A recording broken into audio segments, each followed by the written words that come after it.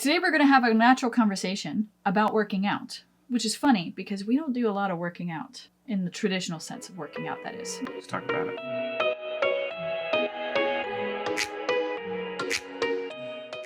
I have a fascinating question. Uh-oh. So as a person who did martial arts in the past, what was the hardest workout that you ever did? It was not just one workout is the thing. It was a lot of different things. And so the hardest ones for me were the circuits. You're not allowed to stop. Resting was getting down in like planking position and holding that, or being in a low squat position and holding that while doing some kind of exercise with your hands. Like that was considered resting. Every other time you were working, like you were sparring or you were doing some special kicks or you were doing maneuvers or you were doing self-defense or something like that.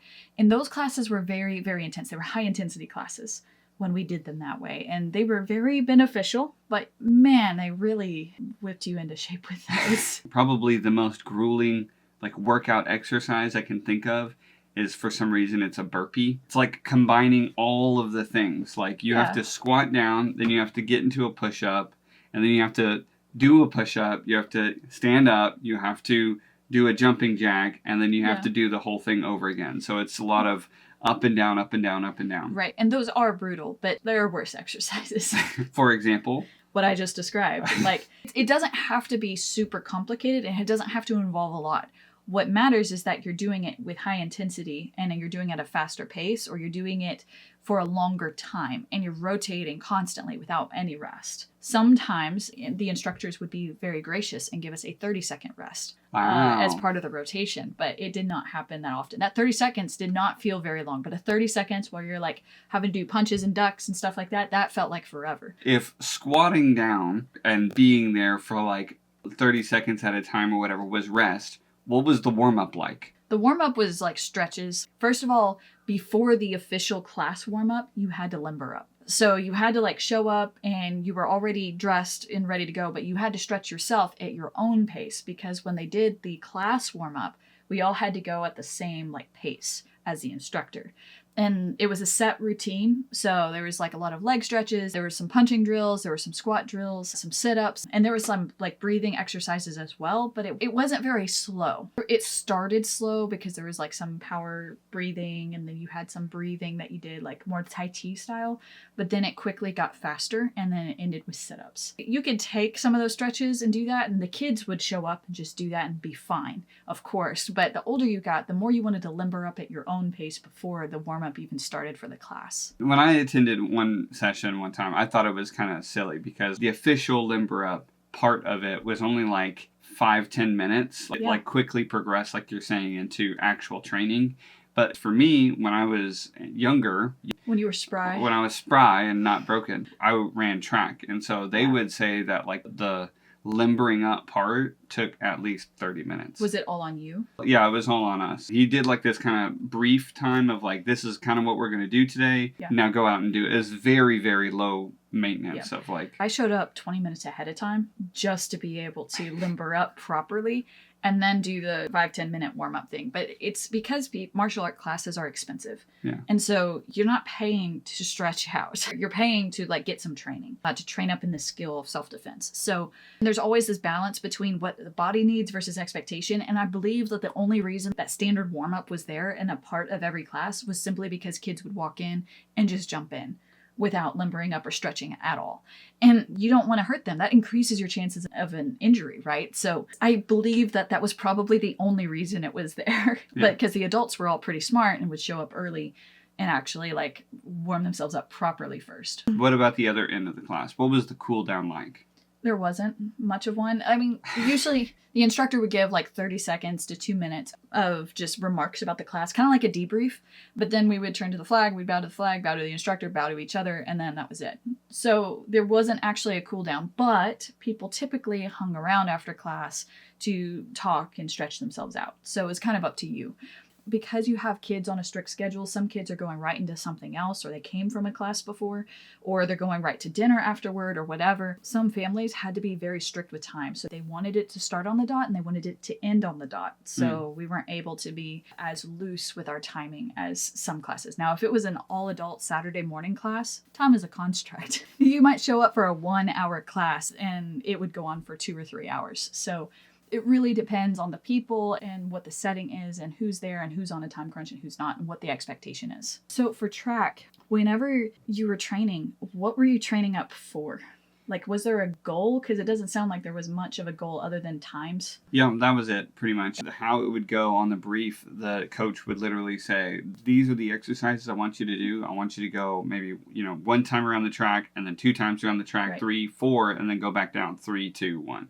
Wow. And that's it? Yeah, and you're You supposed would to time warm yourself. up for 30 minutes to do that? Yeah, well, I mean, sometimes they were longer. Sometimes you do 2 of each. So 2 Okay. 100s, 2 200s, 2 300s, 2 400s. Was your name on like a list of people? Like, was there progression, or were you always beating your own time? Yeah, you were just timing yourself. It was very, very, very low maintenance. Because it was junior high. Okay. Yeah. Yes. See, martial arts, it's like a personal sport. Like, it's you, but there's this progression that happens and it's very public when you progress, right? Yeah. Like, it's very public when you go, and then you also get more responsibility attributed to you.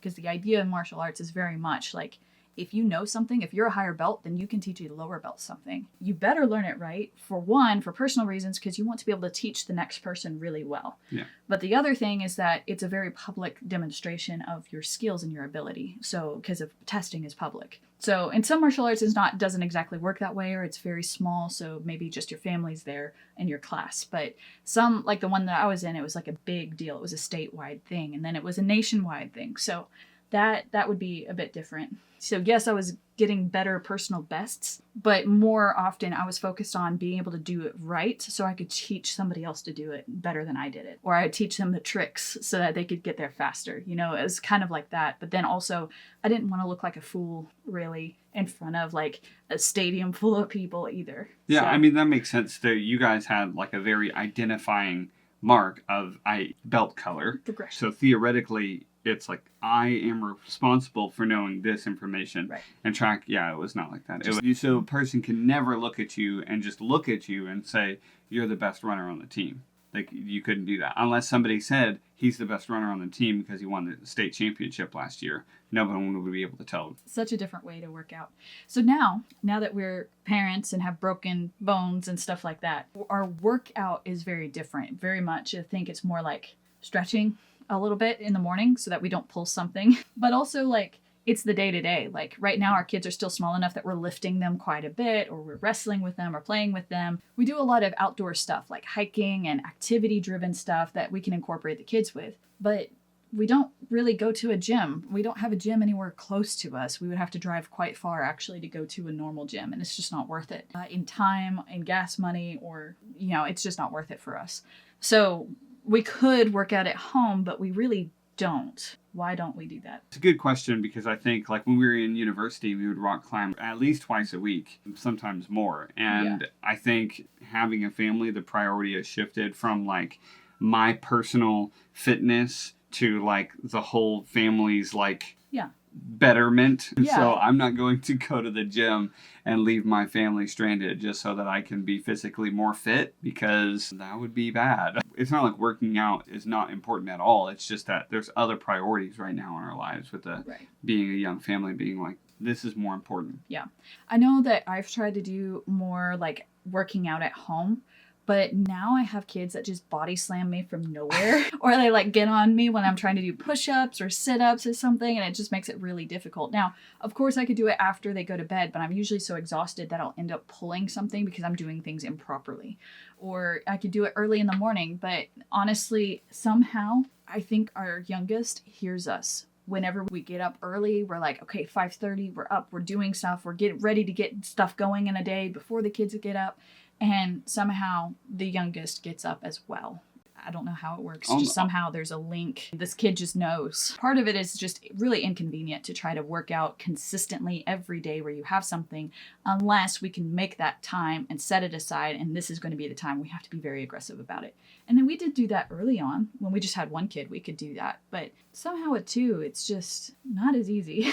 Maybe we're just lazier as we get older. I don't know. I think it goes back to the priorities. It's The not that we exercising is still a priority. There's just other priorities that are higher up on the list. Yeah, so if we can walk or we can go on a weekly hiking trip with our kids, like that involves the kids, they're entertained, they're getting outside and working out too in a way, but it's less impact. Yeah. Sometimes when I compare to what I do now, mostly walking and hiking, to what I was doing back in the day, I'm like, wow, this is really weak, actually. But at the same time, I'm able to take my kids with me. I wouldn't be able to focus in a martial arts class right now. Like these days, I wouldn't be able to focus because my kids would be climbing around like monkeys or going berserk somewhere else. So priorities change over time. I do think one day we'll get back to where we work out more often. It's just not in the cards at the moment. Yeah. At least as intensely as it was before. All right, guys. So this video is a bit weird. This conversation is a bit weird because it's a context that we haven't been super involved in for a while. And so I hope that you can hear kind of like a little bit of the strangeness or awkwardness of it as we're trying to think on our feet, because we did this naturally. It's not scripted at all.